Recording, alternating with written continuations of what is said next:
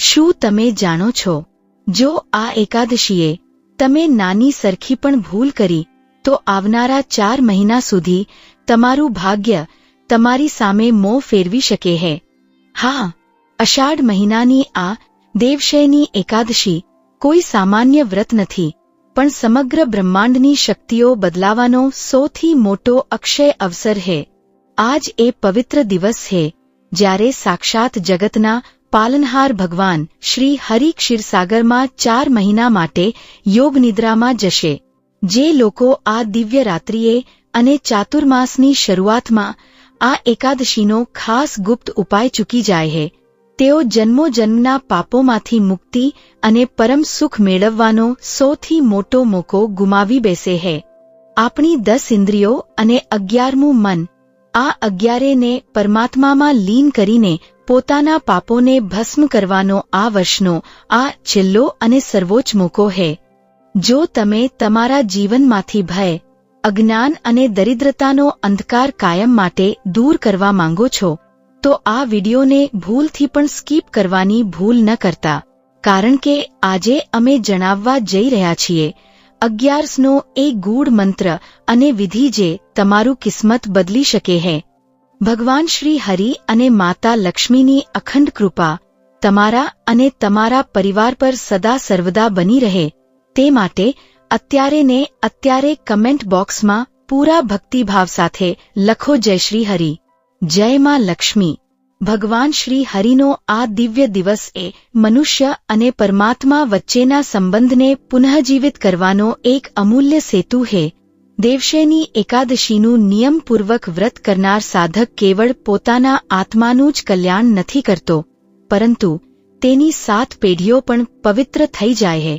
તે ભક્તિ અને જ્ઞાનનો એવો મહાસાગર હે જેમાં સ્નાન કરવાથી મનુષ્ય સંસારના ભવરોગમાંથી મુક્ત થઈને અક્ષય પદ પામે હે।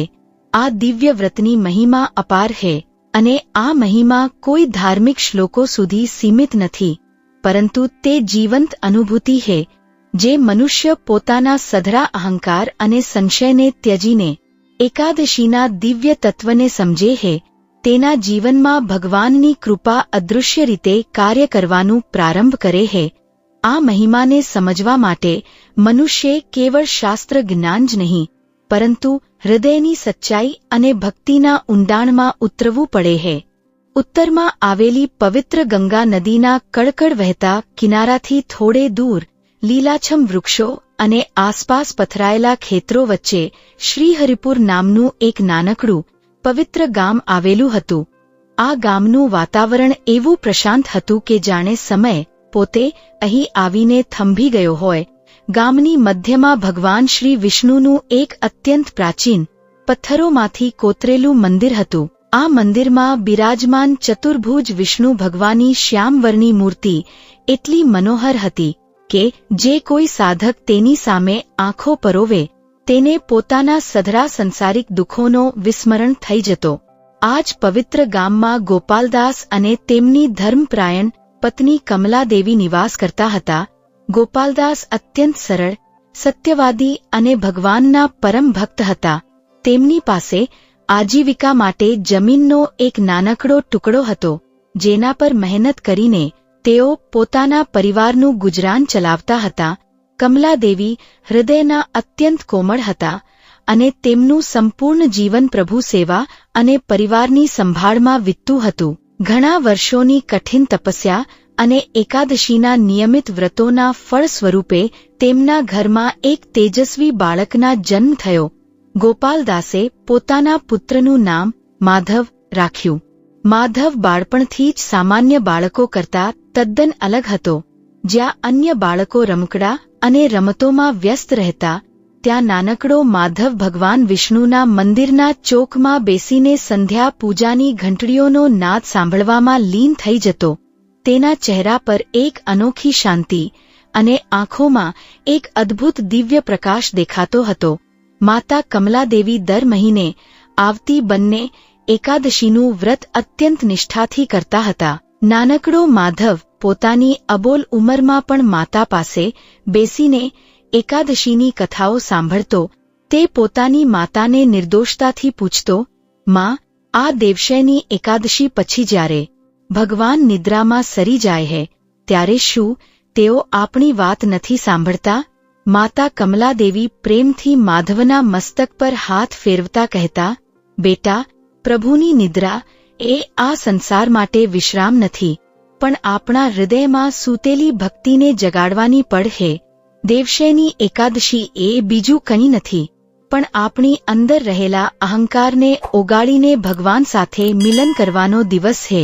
જે આ દિવસે સાચા હૃદયથી પ્રભુને યાદ કરે છે તેને ભગવાન ક્યારેય એકલો નથી છોડતા. માધવના હૃદયમાં આ વાતો ઊંડે સુધી કોતરાઈ ગઈ.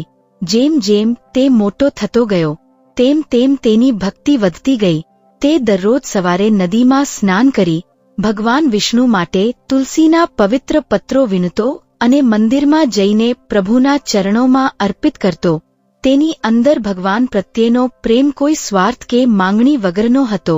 ગોપાલદાસ અને કમલાદેવી પોતાના પુત્રની આવી અનન્ય ભક્તિ જોઈને ઈશ્વરનો આભાર માનતા હતા. ગામના લોકો પણ માધવના સંસ્કાર અને શાંત સ્વભાવના વખાણ કરતા. પરંતુ સંસારનો નિયમ છે કે જે પાણી જેટલું શાંત હોય છે તેની નીચે એટલો જ ઊંડો પ્રવાહ વહેતો હોય છે. માધવનું જીવન પણ એક એવી કઠિન કસોટી તરફ આગળ વધી રહ્યું હતું જેની કલ્પના ગોપાલદાસ કે કમલાદેવીએ ક્યારેય કરી નહોતી.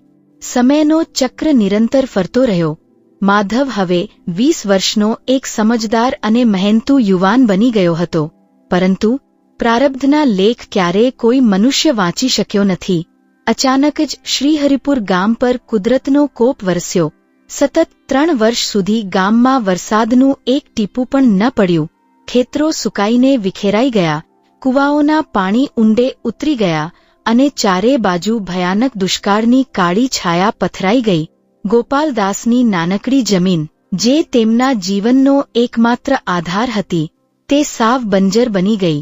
ગરીબીએ ગોપાલદાસના ઘરમાં પગ પેસારો કર્યો. ખાવાના ફાંફા પડી ગયા. પરંતુ દુઃખ અહીં અટક્યું નહીં. અષાઢ મહિનાની દેવશયની એકાદશીના એક પવિત્ર દિવસે જ્યારે કમલાદેવી નિર્જળા વ્રત કરી રહ્યા હતા ત્યારે અચાનક તેમની તબિયત લથડી. તેમને ભયાનક તાવ આવ્યો અને તેઓ પથારીવશ થઈ ગયા. ગામના વૈદ્યને બોલાવવામાં આવ્યા, પરંતુ વૈદ્યે કહ્યું કે કમલાદેવીને એક દુર્લભ રોગ થયો છે અને તેમની દ્રષ્ટિ ધીમે ધીમે ક્ષીણ થઈ રહી છે. આ સારવાર માટે ખૂબ પૈસાની જરૂર હતી, જે ગોપાલદાસ પાસે નહોતા. પોતાની માતાની આવી સ્થિતિ જોઈને માધવનું હૃદય દ્રવી ઉઠ્યું. તે દરરોજ મંદિરે જતો, ભગવાન વિષ્ણુની મૂર્તિ સામે ઊભો રહેતો અને અશ્રુભીની આંખોથી પ્રાર્થના કરતો, હે પ્રભુ, મેં કે મારી માતાએ ક્યારેય કોઈનું અહિત નથી કર્યું. અમે સદા તમારી ભક્તિ અને એકાદશીના વ્રતનો અનાદર નથી કર્યો. તો પછી મારી માતાને આટલી ભયાનક પીડા કેમ? અમારા ઘર પર આટલું મોટું સંકટ કેમ? પરંતુ શ્યામવર્ણી મૂર્તિ મૌન જ રહી, જાણે પરમાત્મા પોતાના ભક્તની ધીરજ અને શ્રદ્ધાની આકરી પરીક્ષા લઈ રહ્યા હતા. ઘર ચલાવવા અને માતાની દવા માટે ગોપાલદાસે ગામના એક ધનવાન પણ અત્યંત ક્રૂર અને સ્વાર્થી જમીનદાર પાસેથી મોટું દેવું લેવું પડ્યું. જમીનદારે અત્યંત કઠિન શરતો પર પૈસા આપ્યા. વર્ષ પૂરું થતાં જ જમીનદારે પોતાના વ્યાજ અને મુદ્દલની ઉઘરાણી શરૂ કરી. ગોપાલદાસ પાસે આપવા માટે કંઈ નહોતું. જમીનદારે પોતાના ગુંડાઓ મોકલીને ગોપાલદાસના ઘરનો સામાન બહાર ફેંકી દીધો અને તેમની જમીન પચાવી પાડી. ગોપાલદાસ આ આઘાત સહન ન કરી શક્યા. તીવ્ર માનસિક તણાવ અને વૃદ્ધાવસ્થાના કારણે તેમને હૃદયરોગનો હુમલો આવ્યો અને તેઓ પોતાની પત્ની અને પુત્રને મૂકીને અચાનક આ સંસાર ત્યજી ગયા. એક જ ઝાટકે માધવનું છત્ર છીનવાઈ ગયું. એક તરફ પિતાનું મૃત્યુ, બીજી તરફ અંધ અને બીમાર માતા, અને ત્રીજી તરફ રહેવા માટે ઘર વગરની રખડપટ્ટી. માધવ ભાંગી પડ્યો. તેની શ્રદ્ધા ડગમગવા લાગી. તે વિચારવા લાગ્યો કે જે ભગવાનની તેમણે આખી જિંદગી પવિત્ર મનથી ભક્તિ કરી, તે જ ભગવાને તેમને આટલા મોટા દુઃખના મહાસાગરમાં કેમ ધકેલી દીધા? ક્યાં ગઈ એકાદશીના વ્રતની મહિમા? ક્યાં ગઈ પ્રભુની કરુણા? પિતાના અંતિમ સંસ્કાર કર્યા પછી માધવ પોતાની અંધ માતા કમલાદેવીને લઈને ગામના પાદરે આવેલી એક તૂટેલી ઝૂંપડીમાં રહેવા લાગ્યો. માધવ દિવસભર મજૂરીની શોધમાં ભટકતો, પણ દુષ્કાળના કારણે કોઈ તેને કામ આપતું નહોતું. માતા કમલાદેવી ભૂખ અને બીમારીથી પીડાતા હતા, છતાં પણ તેમના મુખ પરથી ઓમ નમો ભગવતે વાસુદેવાય નો જપ બંધ થતો નહોતો. માતાની આ શ્રદ્ધા જોઈને માધવને આશ્ચર્ય પણ થતું અને ગુસ્સો પણ આવતો. એક સાંજે રાતનો અંધકાર ઘેરો બની ગયો હતો. આખો દિવસ ભૂખ્યા રહ્યા પછી માધવ જંગલમાંથી લાકડા વીણીને ગામમાં વેચવા માટે ગયો હતો, પરંતુ એક પણ પૈસો કમાઈ શક્યો નહીં. તે અત્યંત નિરાશ થઈને ઝૂંપડી તરફ પાછો ફરી રહ્યો હતો. રસ્તામાં જંગલના એક અંકુશિત અને અટૂલા માર્ગ પર માધવને એક વિચિત્ર પ્રકાશ દેખાયો. તેણે જોયું તો એક વૃદ્ધ સાધુ, જેમના વસ્ત્રો જીર્ણ શીર્ણ હતા અને ચહેરા પર અદ્ભુત તેજ હતું. તેઓ એક જૂના વડના વૃક્ષ નીચે બેભાન અવસ્થામાં પડ્યા હતા. તેમના હાથમાં એક તુલસીની માળા હતી અને તેમના મુખમાંથી સૂક્ષ્મ અવાજે હરિ હરિ શબ્દ નીકળી રહ્યો હતો. માધવે પોતાના દુઃખ ભૂલીને તે સાધુ પાસે દોડી ગયો. તેણે નજીકના ઝરણામાંથી પાણી લાવીને સાધુના ચહેરા પર હાંટ્યું અને તેમને પાણી પીવડાવ્યું. ધીમે ધીમે સાધુએ પોતાની આંખો ખોલી. તેમની આંખોમાં એક રહસ્યમય ચમક હતી. સાધુએ માધવ સામે જોયું અને કોઈ પણ જાતના પરિચય વગર બોલ્યા, માધવ, તું આવી ગયો. હું તારી જ વાટ જોતો હતો. માધવ સ્તબ્ધ થઈ ગયો. આ અજાણ્યા સાધુ તેનું નામ કેવી રીતે જાણે હે? માધવે હાથ જોડીને પૂછ્યું, મહારાજ, તમે કોણ છો? તમે મારું નામ કેવી રીતે જાણો છો? અને આ અરણ્યમાં તમે મારી વાટ કેમ જોઈ રહ્યા હતા? વૃદ્ધ સાધુ ધીમેથી હસ્યા. તેમણે માધવના માથા પર હાથ મૂક્યો અને અત્યંત ગંભીર અવાજે કહ્યું, માધવ, તું જેને તારું કાળું નસીબ માને હે, તે વાસ્તવમાં તારા પૂર્વજન્મના એક કઠિન પ્રારબ્ધનો અંત હે. તું ભગવાન વિષ્ણુ પર ક્રોધિત હે કે તેમણે તારું સર્વસ્વ છીનવી લીધું, પરંતુ તું નથી જાણતો કે ઈશ્વર જ્યારે તારી પાસેથી બધું છીનવી લે હે, ત્યારે તે તને કંઈક એવું આપવાની તૈયારી કરી રહ્યો હોય હે, જે આ સંસારનો કોઈ વૈભવ તને આપી શકતો નથી. માધવનું હૃદય જોરથી ધડકવા લાગ્યું. સાધુએ આગળ કહ્યું, તારા ઘરમાં એક ગુપ્ત રહસ્ય છુપાયેલું હે. તારા પિતા ગોપાલદાસે તને મૃત્યુ પહેલા એક વાસણ આપ્યું હતું, જે તારા ઘરના તૂટેલા ખૂણામાં દાટેલું હે. પરંતુ સાવધાન, તે વાસણમાં કેવળ ધન નથી, પરંતુ તારા કુળનું એક ભયાનક સત્ય અને ભગવાન વિષ્ણુની એક અધૂરી લીલાનું રહસ્ય હે. જો તું તેને ખોલીશ તો તારા જીવનનો સૌથી મોટો સંગ્રામ શરૂ થશે. સાધુના આ શબ્દો સાંભળીને માધવના રૂવાડા ઊભા થઈ ગયા. તે કાંઈ પૂછે તે પહેલા જ આકાશમાં જોરથી વીજળી કડકી. એક ક્ષણ માટે આંખો અંજાઈ ગઈ અને જ્યારે માધવે સામે જોયું તો તે વૃદ્ધ સાધુ ત્યાં નહોતા. વડના વૃક્ષ નીચે કેવળ તુલસીનું એક તાજું પાંદડું પડ્યું હતું. માધવનું મન ભય, રહસ્ય અને આશ્ચર્યથી ભરાઈ ગયું. તે કયું સત્ય હતું? પિતાએ શું હુપાવ્યું હતું? અને તે અજાણ્યા સાધુ કોણ હતા? આ રહસ્યમય પ્રશ્નોના વંટોળ સાથે માધવ અંધારામાં પોતાની ઝૂંપડી તરફ દોડ્યો. સાધુની અદૃશ્ય થઈ જવાની ઘટના પછી માધવ શ્વાસાશ્વાસમાં પોતાની ઝૂંપડીએ પહોંચ્યો. રાતનો અંધકાર વધુ ઘેરો અને ભયાવહ બની ગયો હતો. પવનના સુસવાટા ઝૂંપડીના વાંસ સાથે અથડાઈને એક વિચિત્ર અવાજ ઉત્પન્ન કરી રહ્યા હતા. માધવનું હૃદય ભય અને ઉત્સુકતાના દોડધામમાં જોરથી ધડકી રહ્યું હતું. ઝૂંપડીના ખૂણામાં તેની અંધ માતા કમલાદેવી પથારીમાં સૂતી હતી અને તેના મુખમાંથી હજુ પણ અસ્પષ્ટ અવાજે હરિ હરિ નો જપ વહી રહ્યો હતો.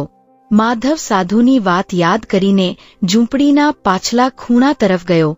ત્યાં એક જૂનો પથ્થર હતો. તેણે પોતાની આંગળીઓથી માટી ખોદવાનું શરૂ કર્યું. થોડી વારની મહેનત પછી તેની આંગળીઓ એક ધાતુના પાત્ર સાથે અથડાઈ. તેણે માટી હટાવીને બહાર કાઢ્યું. તે તાંબાનો એક પ્રાચીન લોટો હતો. જેના પર અદ્ભુત મંત્રો અને ચક્રના ચિહ્નો કોતરેલા હતા. લોટાનું મોઢું કપડાથી ચુસ્ત રીતે બાંધેલું હતું. માધવે ધ્રુજતા હાથે કપડું ખોલ્યું.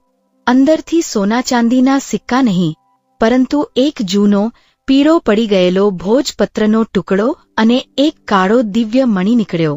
ભોજપત્ર પર પિતા ગોપાલદાસ અક્ષરોમાં લખેલું હતું. માધવે દીવાના ઝાંખા પ્રકાશમાં તેને વાંચવાનું શરૂ કર્યું. પત્રમાં લખ્યું હતું, મારા પ્રિય પુત્ર માધવ, જો તું આ પત્ર વાંચી રહ્યો હે તો એનો અર્થ એ કે હું આ સંસારમાં નથી. માધવ, આપણે કોઈ સાધારણ ખેડૂત પરિવારના નથી. આપણા પૂર્વજો એક સમયે વિષ્ણુ મંદિરના પરમ ઉપાસકો અને રાજકોષના રક્ષકો હતા.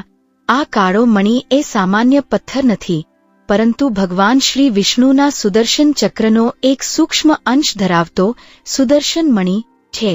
આ મણિ જેના પાસે હોય તેને સંસારની કોઈ આસુરી શક્તિ નુકસાન પહોંચાડી શકતી નથી. પરંતુ આ મણિ સાથે એક ભયાનક શ્રાપ જોડાયેલો છે. આપણા પૂર્વજથી એકાદશીના વ્રત દરમિયાન એક ઘોર અપરાધ થયો હતો, જેના કારણે આપણા કુળ પર દારિદ્ર્ય અને દુઃખનો શ્રાપ આવ્યો હતો. આ શ્રાપ ત્યારે જ મુક્ત થશે જ્યારે આપણો જ કોઈ વંશજ પોતાના લોહીથી ભક્તિની આકરી પરીક્ષા આપશે અને એકાદશીના સાચા મર્મને સમજીને કુરુક્ષેત્ર જેવા અંતર સંગ્રામમાં વિજય મેળવશે. જો તું આ મણિનો ઉપયોગ પોતાના સ્વાર્થ માટે કરીશ તો તું અને તારી માતા ભસ્મ થઈ જશો. આ પત્ર વાંચીને માધવના પગ નીચેથી જમીન ખસી ગઈ. તેને સમજાયું કે તેના પરિવાર પર આવતા દુઃખો કોઈ સાધારણ પરિસ્થિતિ નહોતી, પણ જન્માંતરનો એક ગૂઢ શ્રાપ હતો. હવે તેનો સંઘર્ષ કેવળ ગરીબી સામે નહોતો, પરંતુ પૂર્વજોના પાપ અને પ્રારબ્ધના ભયાનક શ્રાપ સામે હતો. માધવે તે મણિ અને પત્રને પાછા સંતાડી દીધા. બીજા જ દિવસે સવારે ગામના જમીનદારના માણસો તૂટેલી ઝૂંપડી પર આવ્યા. જમીનદારે આદેશ આપ્યો હતો કે જો માધવ આજે સાંજ સુધીમાં વ્યાજ નહીં ચૂકવે તો તેને અને તેની અંધ માતાને ગામમાંથી ધક્કા મારીને બહાર કાઢી મૂકવામાં આવશે. માધવે જમીનદારના પગ પકડીને આજીજી કરી, શેઠ, મારી માતા અંધ હે, તે ચાલવાની સ્થિતિમાં નથી. મને થોડો સમય આપો, હું દિવસરાત મજૂરી કરીને તમારું દેવું ચૂકવી દઈશ. પરંતુ ક્રૂર જમીનદારે તેની એક પણ વાત ન સાંભળી અને તેના ગુંડાઓએ માધવને કાદવમાં ફેંકી દીધો. માધવ શારીરિક અને માનસિક રીતે તૂટી ગયો હતો. તેના વસ્ત્રો કાદવથી ભરાયેલા હતા, શરીરે ઘા પડ્યા હતા અને હૃદયમાં વેદનાનો ભયાનક અગ્નિ સળગી રહ્યો હતો. તે જંગલ તરફ દોડ્યો, ઝાડની ડાળીઓ સાથે અથડાતો, પથ્થરો પર ઠોકર ખાતો. તે જંગલના અતિ ઊંડાણપૂર્વકના વિસ્તારમાં પહોંચ્યો. તે જમીન પર પડીને મોટેથી બૂમો પાડીને રોવા લાગ્યો, હે વિષ્ણુ, હે હરિ, તું ક્યાં હે? જો તું સત્ય હે તો મારી માતાની આંખો કેમ છીનવી લીધી? મારા પિતાનો પ્રાણ કેમ લીધો? અમારા કુળને શ્રાપિત કેમ કર્યું? જો તારી કરુણા સત્ય હે તો મને ઉત્તર આપ, નહીંતર હું આ જ ક્ષણે મારો પ્રાણ ત્યાગી દઈશ. માધવનો ક્રોધ અને આક્રંદ જંગલની શાંતિને ભેદી રહ્યો હતો. તે જ ક્ષણે વાતાવરણમાં એક મધુર અને પ્રશાંત ઓમ નો ધ્વનિ ગુંજી ઉઠ્યો. પવનની દિશા બદલાઈ ગઈ અને ચંદનની પવિત્ર સુગંધ ચારે બાજુ ફેલાઈ ગઈ. જંગલના તે અંધારા ખૂણામાંથી એક મહાન સંત પ્રગટ થયા. તેમની કાયામાંથી દિવ્ય તેજ નીકળી રહ્યું હતું. મસ્તક પર તેજસ્વી ત્રિપુંડ, ગળામાં તુલસીની માળાઓ અને હાથમાં કમંડળ હતું. તેઓ બીજું કોઈ નહીં પરંતુ અનેક વર્ષોથી ગુપ્ત તપસ્યા કરતા પરમહંસ સ્વામી હરિદાસજી મહારાજ હતા. સ્વામી હરિદાસજી ધીમા પગલે માધવ તરફ આવ્યા. તેમણે પોતાની અત્યંત કરુણામય આંખોથી માધવ સામે જોયું. તેમનો સ્પર્શ થતાં જ માધવના શરીરની સઘળી પીડા શાંત થઈ ગઈ અને તેના ક્રોધનો અગ્નિ એક ક્ષણમાં ઓગળી ગયો. સ્વામીજીએ અત્યંત મધુર અવાજે કહ્યું, વત્સ માધવ, તું આ પરમાત્મા પર ક્રોધ કરી રહ્યો હે, જે તારા શ્વાસમાં શ્વાસ બનીને રમી રહ્યો હે. તું ઈશ્વરને દોષ આપી રહ્યો હે, પરંતુ તું એ નથી જોઈ રહ્યો કે તારો દોષ ક્યાં હૈ? માધવે અશ્રુભરી આંખોથી સંતના ચરણ સ્પર્શ કર્યા અને પૂછ્યું, મહારાજ, મનોમન હું ભગવાનનો ભક્ત રહ્યો છું. મેં ક્યારેય પાપ નથી કર્યું, તો પછી મારું આખું જીવન દુઃખથી કેમ ભરાઈ ગયું? મારા પિતા મૃત્યુ પામ્યા, મારી માતા અંધ થઈ ગઈ, અમે બેઘર થઈ ગયા. શું આ જ ભગવાનની કરુણા હૈ? સ્વામી હરિદાસજી એક પથ્થર પર બેઠા અને તેમણે માધવને પોતાની પાસે બેસાડ્યો. તેઓ બોલ્યા, માધવ, મનુષ્ય પોતાના અજ્ઞાનને કારણે કેવળ આ વર્તમાન જન્મના દુઃખને જ જોઈ શકે છે, પરંતુ પરમાત્મા તારા અનંત જન્મોના ચક્રને જુએ છે. તું જેને દુઃખ માને છે તે વાસ્તવમાં તારા આત્માને શુદ્ધ કરવાની પ્રોસેસ છે. સોનું જ્યારે અગ્નિમાં બળે છે ત્યારે જ તે કુંદન બને છે. ઈશ્વર તારી પરીક્ષા નથી લઈ રહ્યો, તે તને તારા પૂર્વજોના અને તારા સંચિત કર્મોના બંધનમાંથી મુક્ત કરી રહ્યો છે. માધવે સંશયથી પૂછ્યું, મહારાજ, મારા પિતાના પત્રમાંથી મને ખબર પડી કે મારા કુળ પર એકાદશીનો શ્રાપ છે. શું ભગવાન વિષ્ણુ એટલા કઠોર હોઈ શકે કે તેઓ એક ભૂલ માટે આખા કુળને યુગો સુધી દુઃખ આપે? સ્વામીજી ગંભીર થઈ ગયા. તેમણે કહ્યું, ના માધવ, ભગવંત ક્યારેય કઠોર નથી હોતા. શ્રાપ એ ભગવાનનો કોપ નથી, પરંતુ પ્રકૃતિનો નિયમ છે. તમારા પૂર્વજે એકાદશીના દિવસે વ્રત તો કર્યું હતું, પરંતુ તેમના હૃદયમાં અહંકાર અને બીજા પ્રત્યે કપટ હતું. તેમણે એકાદશીના પવિત્ર દિવસે એક ભૂખ્યા સાધકનો અનાદર કર્યો હતો. એકાદશીનું વ્રત કેવળ ભૂખ્યા રહેવાનું નામ નથી. જો હૃદયમાં કપટ, અહંકાર અને ક્રોધ હોય તો સહસ્ત્ર નિર્જળા વ્રત કરવા છતાં પણ મનુષ્યને પાપ જ મળે છે. માધવ સ્વામી હરિદાસજીના દરેક શબ્દને ધ્યાનથી સાંભળી રહ્યો હતો. તેના મનની તમામ શંકાઓ ધીમે ધીમે દૂર થઈ રહી હતી. તેણે 2 હાથ જોડીને પૂછ્યું, ગુરુદેવ, તો પછી એકાદશીના સાચા વ્રતનું મર્મ શું છે? મનુષ્ય કેવી રીતે પોતાના પ્રારબ્ધ અને કઠિન કર્મફળમાંથી મુક્ત થઈ શકે? સ્વામી હરિદાસજીએ આકાશ તરફ જોયું અને પ્રેમથી સમજાવવાનું શરૂ કર્યું. માધવ, 1 એટલે પરમાત્મા અને 10 એટલે આ 10 ઇન્દ્રિયો. જ્યારે મનુષ્ય પોતાની 5 જ્ઞાનેન્દ્રિયો અને 5 કર્મેન્દ્રિયોને સંસારના વિષયોમાંથી હટાવીને 11મા મનને પરમાત્મા વિષ્ણુના ચરણોમાં સમર્પિત કરી દે છે, તેને સાચી એકાદશી કહેવાય છે. સંસારના મનુષ્યો એકાદશીના દિવસે અન્નનો ત્યાગ કરે છે, પરંતુ પોતાના અહંકાર, ક્રોધ, લોભ અને પરનિંદાનો ત્યાગ નથી કરતા. અન્નનો ત્યાગ એ કેવળ શરીરની શુદ્ધિ છે, પરંતુ મનનો ત્યાગ એ આત્માની મુક્તિ છે. અષાઢ માસની આ દેવશયની એકાદશીથી ભગવાન યોગનિદ્રામાં જાય છે, જે એ સંકેત આપે છે કે આપણી ઇન્દ્રિયોને પણ સંસારના પ્રપંચોથી મુક્ત કરીને અંતર્મુખી બનાવવી. જ્યારે સાધક આ દિવસે દરેક જીવમાં ભગવાન વિષ્ણુનું દર્શન કરે છે, જ્યારે તે બીજાના દુઃખને પોતાનું દુઃખ માને છે અને જ્યારે તે પોતાના સઘળા કર્મો પરમાત્માને અર્પણ કરી દે છે, ત્યારે જ એકાદશીનું સાચું ફળ પ્રાપ્ત થાય છે. સ્વામીજીએ આગળ કહ્યું, કર્મ અને પ્રારબ્ધનો નિયમ અત્યંત ગહન છે. મનુષ્ય જે વાવે છે તે જ લણે છે, પરંતુ ભક્તિમાં એ શક્તિ છે કે તે ભયાનક પ્રારબ્ધના પથ્થરને વાદળની જેમ હળવો કરી દે છે. ભગવાન વિષ્ણુ પોતાના ભક્તનું દુઃખ નાબૂદ નથી કરતા, પરંતુ તેને એ દુઃખ સહન કરવાની અને તેનાથી ઉપર ઉઠવાની દિવ્ય શક્તિ આપે છે. તારા પરિવાર પર જે સંકટ આવ્યું છે તે શ્રાપને કારણે નથી, પરંતુ તે સુદર્શન મણિની દિવ્ય ઊર્જાને ધારણ કરવાની તારી પાત્રતા સિદ્ધ કરવા માટે છે. માધવના નેત્રોમાંથી અશ્રુ વહી રહ્યા હતા. તેણે પૂછ્યું, ગુરુદેવ, મારા પિતાએ આપેલો તે સુદર્શન મણિ શું છે, અને હું મારી અંધ માતાનું દુઃખ કેવી રીતે દૂર કરું? સ્વામીજીએ હસીને કહ્યું, તે મણિ કોઈ ભૌતિક સંપત્તિ નથી, પરંતુ તારી અંદર રહેલી અખંડ શ્રદ્ધાનો પ્રતીક છે.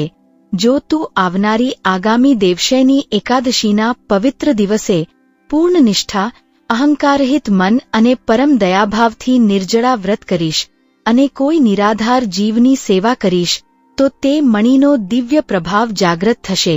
પણ યાદ રાખજે માધવ, એકાદશીના દિવસે તારી સૌથી મોટી પરીક્ષા થશે. તારે ક્રોધ અને બદલાની ભાવનાનો ત્યાગ કરવો પડશે. સ્વામી હરિદાસજીના આ જ્ઞાનપૂર્ણ વચનોએ માધવના આત્માને જગાડી દીધો. તેના મનમાંથી સઘળો ક્રોધ, નિરાશા અને સંશય ગાયબ થઈ ગયા. તેને અહેસાસ થયો કે અત્યાર સુધી તે ભક્તિ નહીં પરંતુ ભગવાન સાથે એક જાતનો વેપાર કરી રહ્યો હતો. દુઃખ મુક્તિના બદલામાં પૂજા.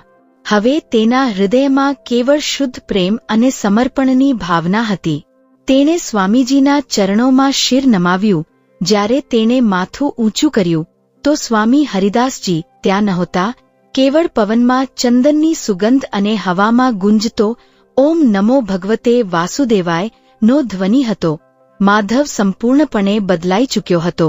તે નવી ઊર્જા અને શ્રદ્ધા સાથે પોતાની ઝૂંપડી તરફ પાછો ફર્યો. રાત વીતી ગઈ.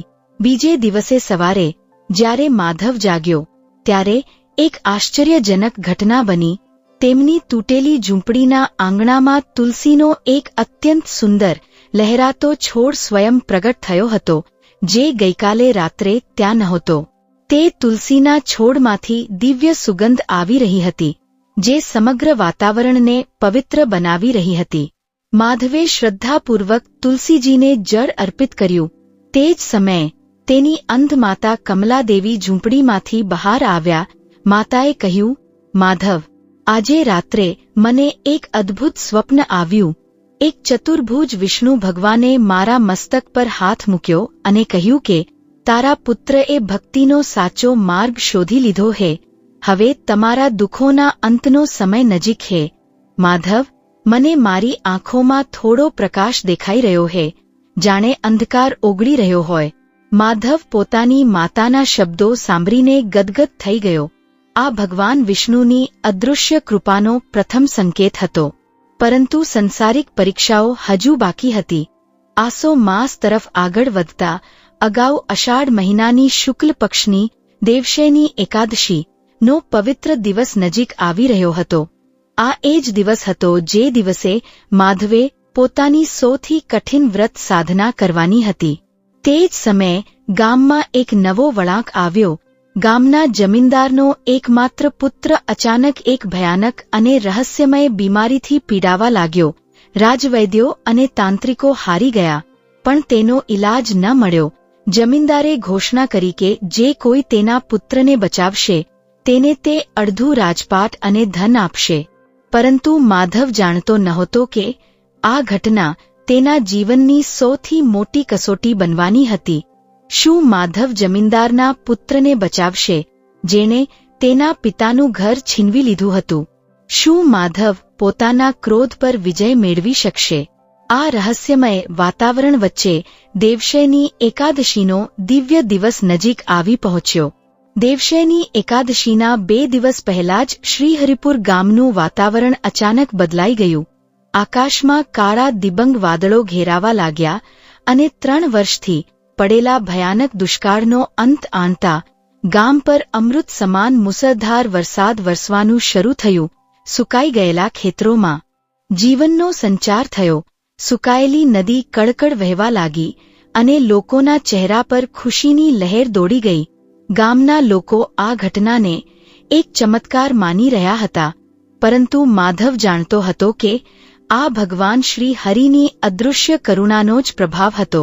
આ બાજુ જમીનદારના પુત્રની હાલત પળેપળ વિષમ બની રહી હતી. તેના શરીરમાં ભયાનક બળતરા થતી હતી અને તે તરફડિયા મારી રહ્યો હતો. કોઈ ઔષધિ તેના પર કામ કરતી નહોતી. જમીનદાર પડાટો ખાતો પોતાના પુત્રના પલંગ પાસે બેસીને રોઈ રહ્યો હતો. તેણે આખા ગામમાં ઢંઢોરો પીટાવ્યો કે જો કોઈ તેના પુત્રનો જીવ બચાવી લે તો તેને પોતાની તમામ સંપત્તિ સોંપી દેશે. માધવ પોતાની ઝૂંપડીમાં બેસીને ભગવાન વિષ્ણુના ધ્યાનમાં લીન હતો. સ્વામી હરિદાસજીએ આપેલું જ્ઞાન તેના અંતરઆત્મામાં ગૂંજતું હતું.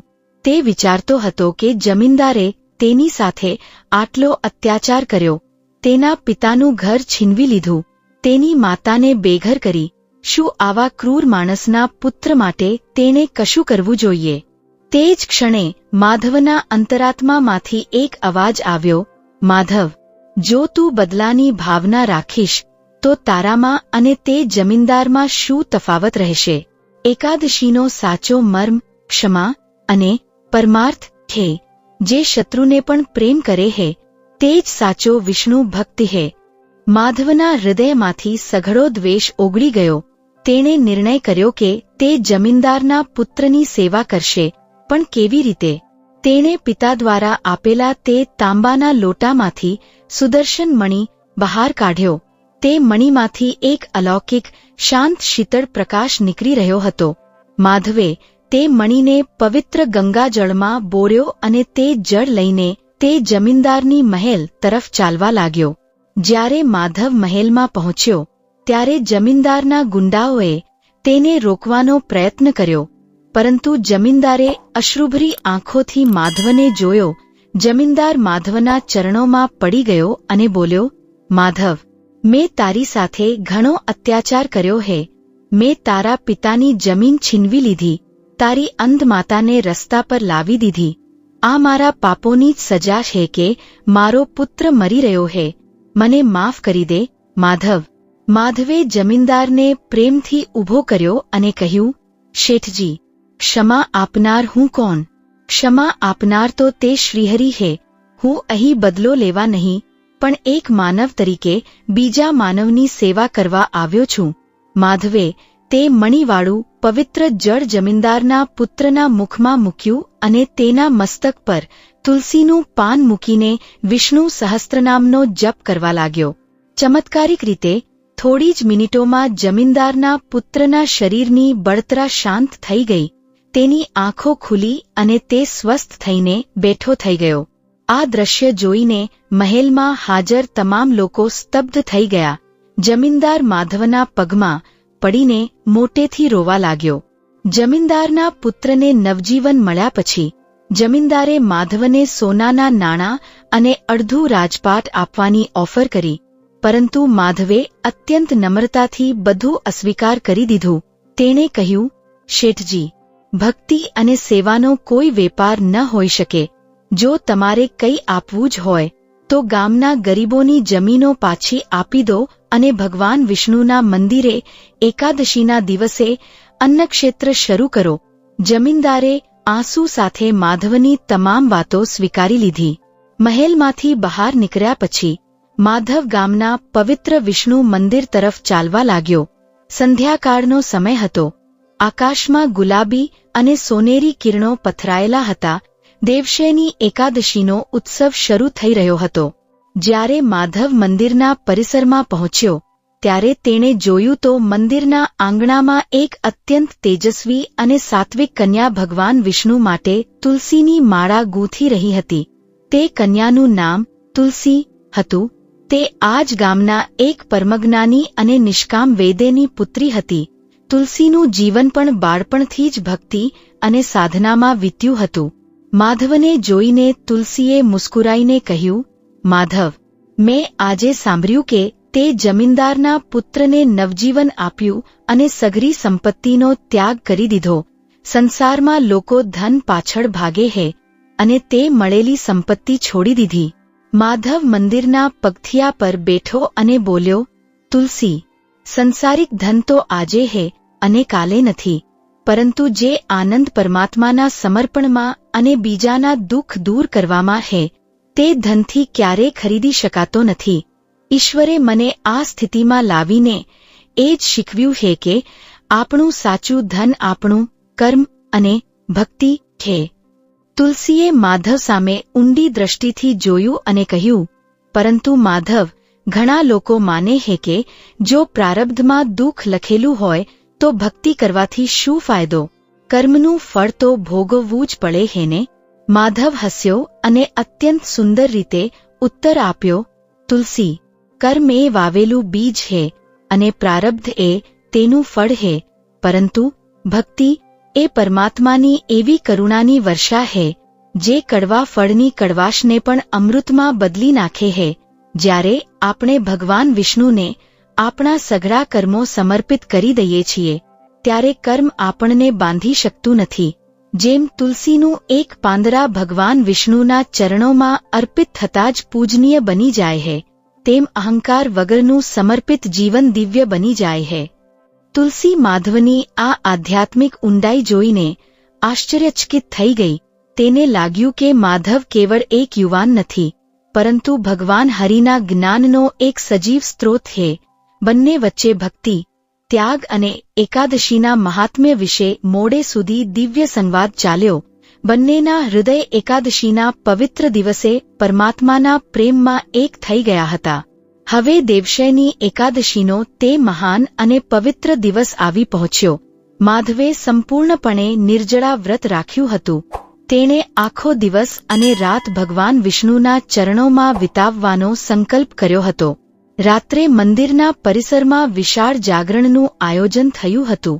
આખું ગામ ઓમ નમો ભગવતે વાસુદેવાય અને હરિ બોલ ના નાદથી ગૂંજી રહ્યું હતું. માધવ પોતાની માતા કમલા દેવીને લઈને મંદિરમાં આવ્યો હતો. માતાની અંધ આંખોમાં હજુ પણ ઝાંખો પ્રકાશ હતો, પણ સંપૂર્ણ દ્રષ્ટિ આવી નહોતી. મધ્યરાત્રિનો સમય થયો. તે એકાદશીનો સૌથી પવિત્ર સમય હતો.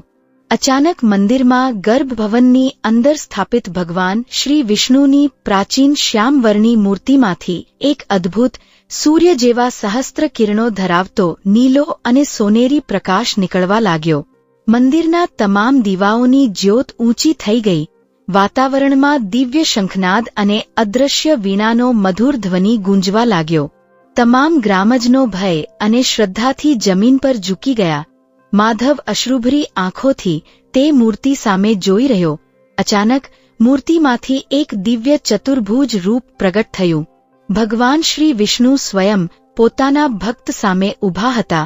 હાથમાં શંખ, ચક્ર, ગદા અને પદ્મ, મસ્તક પર કૌસ્તુભ મણિ અને મુખ પર ત્રિલોકને મોહિત કરે તેવી કરુણામય મુસ્કાન. ભગવાન વિષ્ણુએ માધવ તરફ પોતાનો અભ્યહસ્ત લંબાવ્યો. તેમનો અવાજ સમગ્ર બ્રહ્માંડમાં ગુંજતો હોય તેમ સંભળાયો. માધવ, ઊભો થા, મારા પ્રિય ભક્ત. તારી સાધના પૂર્ણ થઈ હે. તું પરીક્ષામાં ઉત્તીર્ણ થયો હે. તારા પૂર્વજોનું પાપ, તારો શ્રાપ અને તારું દારિદ્ર્ય આ જ ક્ષણે ભસ્મ થાય હે. તું દુઃખમાં પણ ધૈર્ય ન ખોયું. તું ક્રોધના સ્થાને ક્ષમાને પસંદ કરી અને તું સાચા અર્થમાં એકાદશીના સાચા મર્મને સમજી શક્યો. ભગવાને આગળ વધીને કમલા દેવીના મસ્તક પર પોતાનો પદ્મ હસ્ત મૂક્યો. તે જ ક્ષણે કમલા દેવીની અંધ આંખો સંપૂર્ણપણે ખુલી ગઈ અને તે દિવ્ય પ્રકાશથી ભરાઈ ગઈ. તેમણે સૌથી પહેલું દર્શન સ્વયં સાક્ષાત ભગવાન શ્રી વિષ્ણુનું કર્યું. કમલા દેવીના મુખમાંથી આંસુ વહી નીકળ્યા. હે હરિ, હે નારાયણ. ભગવાને માધવને કહ્યું, વત્સ, તું જે સુદર્શન મણિ ને શોધતો હતો તે બીજું કંઈ નથી પણ તારી અંદર રહેલો અહંકારહિત આત્મા હે. જ્યારે મનુષ્ય પોતાનો અહંકાર મને સમર્પિત કરે હે ત્યારે હું પોતે તેનો યોગક્ષેમ વહન કરું છું. આટલું કહીને ભગવાન વિષ્ણુની તે દિવ્ય મૂર્તિમાં પુનઃ વિલીન થઈ ગયા.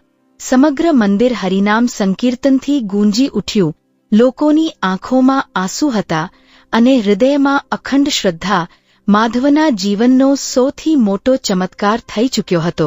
દેવશયની એકાદશીની તે અદ્ભુત રાત્રિ પછી શ્રીહરિપુર ગામનું ભાગ્ય સંપૂર્ણપણે બદલાઈ ગયું.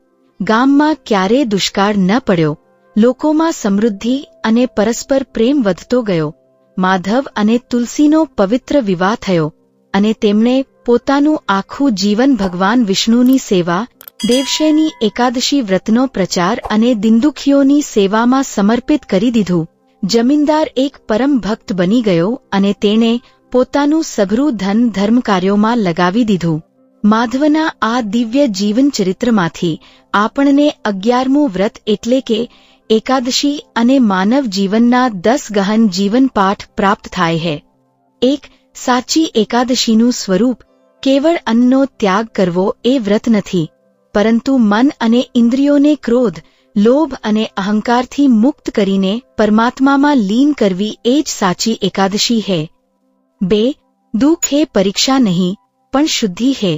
જીવનમાં આવતા દુઃખ અને સંકટો ઈશ્વરનો કોપ નથી, પરંતુ આપણા આત્માને નિર્મળ કરવા માટેના માર્ગો હે.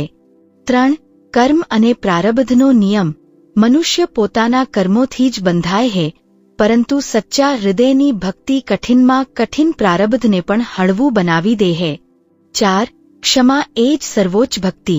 શત્રુ પર વિજય મેળવવાનો સાચો માર્ગ બદલો લેવો નથી, પરંતુ તેને ક્ષમા આપીને પ્રેમથી જીતવો હે. 5. ઈશ્વરનો ન્યાય અને સમય. ભગવાન ક્યારે મોડા નથી હોતા, તેઓ યોગ્ય સમયે જ પોતાના ભક્તની વારે આવે હે. બસ મનુષ્યમાં ધૈર્ય હોવું જોઈએ. 6. અહંકારનો ત્યાગ. ઈશ્વરની કૃપા ત્યાં જ પ્રગટે હે, જ્યાં અહંકાર શૂન્ય થઈ જાય હે. શરણાગતિ જ મુક્તિનો માર્ગ હે. 7. પરમાર્થ અને નિષ્કામ સેવા. બીજાના દુઃખ દૂર કરવા માટે કરેલું નાનકડું કાર્ય પણ સહસ્ત્ર યજ્ઞો કરતા વધુ પુણ્ય આપે હે. 8. શ્રદ્ધા અને વિશ્વાસ. પરિસ્થિતિ ગમે તેટલી વિપરીત હોય, પણ જો ઈશ્વર પરનો અખંડ વિશ્વાસ ડગમગે નહીં, તો ચમત્કારો અવશ્ય થાય હે. 9. ભક્તિનો કોઈ વેપાર નથી. ઈશ્વર પાસે સંસારિક વસ્તુઓની માગણી કરવી એ વેપાર હે. સાચી ભક્તિ તો કેવળ ઈશ્વરનો અખંડ પ્રેમ માંગે હે. 10. તુલસી અને સંસ્કારનું મહત્વ. ઘરમાં પવિત્ર સંસ્કારો અને તુલસીનો વાસ હોય, ત્યાં સાક્ષાત શ્રીહરિનો નિવાસ હોય હે. આ રીતે શ્રીહરિપુર ગામમાં માધવની ભક્તિની કથા યુગો યુગો સુધી અમર થઈ ગઈ.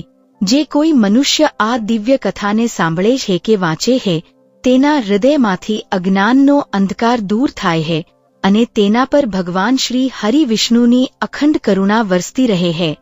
યાદ રાખો, આ દેવશયની એકાદશી અને ચાતુર્માસનો સમયગાળો પાપોમાંથી મુક્તિ અને આત્મશુદ્ધિનો શ્રેષ્ઠ અવસર હે. આ દિવ્ય તક ચૂકશો તો ચાતુર્માસની પુણ્યકૃપાથી વંચિત રહી જશો. તમારા પરિવાર સાથે આ પવિત્ર જ્ઞાન જરૂર શેર કરો, અને આવી ધાર્મિક કથાઓ મેળવવા માટે અત્યારે જ ચેનલને સબસ્ક્રાઇબ કરી લો. ભગવાન વિષ્ણુ અને માં લક્ષ્મીના આશીર્વાદ મેળવવા કમેન્ટમાં લખો, એ જય શ્રી હરિ, જય માં લક્ષ્મી.